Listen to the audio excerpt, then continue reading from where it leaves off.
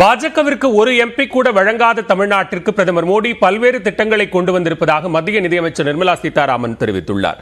திருப்பூர் மாவட்டம் அவிநாசியில் நீலகிரி பாஜக வேட்பாளர் எல் முருகனை ஆதரித்து மத்திய நிதியமைச்சர் நிர்மலா சீதாராமன் பரப்புரை மேற்கொண்டார்.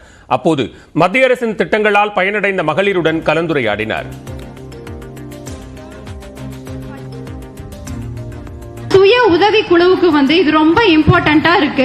நம்ம லேடிஸ் ஜெனரலா ஒருத்தர்கிட்ட போய் பணம் கேட்டு வைக்கிறதோ, அப்புறம் வீட்டில் இருக்கிற அஞ்சரை பெட்டியில பணம் போட்டு சேமிக்க வைக்கிறது தவிர இத மாதிரி டைரக்டா குழுல இன்வெஸ்ட்மெண்ட் பண்ணி நம்மளே ஒரு லம்ப் அமௌண்ட் எடுத்தோம்னா நம்ம லேடிஸ்க்கு இது ரொம்ப யூஸ்ஃபுல்லா இருக்கு. இதனையடுத்து பேசிய மத்திய நிதியமைச்சர் நிர்மலா சீதாராமன் எல் முருகனை வாக்களித்து ஜெயிக்க வைக்கவில்லை என்றாலும் மத்திய அமைச்சராக பாஜக மாற்றியுள்ளதாக கூறினார்.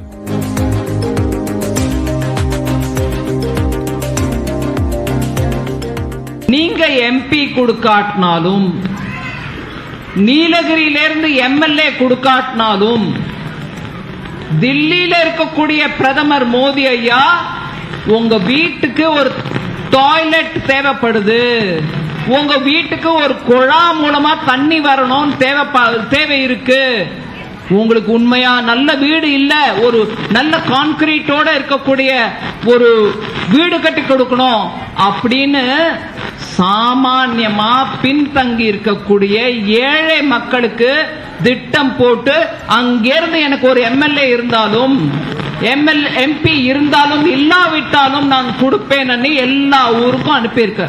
அதுக்குதான் வாக்கு கேட்கும் எதிர்க்கட்சிகளிடம் யார் பிரதமர் வேட்பாளர் என்று கேள்வி எழுப்புமாறு நிர்மலா சீதாராமன் பொதுமக்களிடம் வலியுறுத்தினார். நடப்பது பிரதமர் யார் என்பதற்கான தேர்தல் என்பதை மனதில் வைத்து தாமரைக்கு வாக்களிக்குமாறு நிர்மலா சீதாராமன் பரப்புரை மேற்கொண்டார்.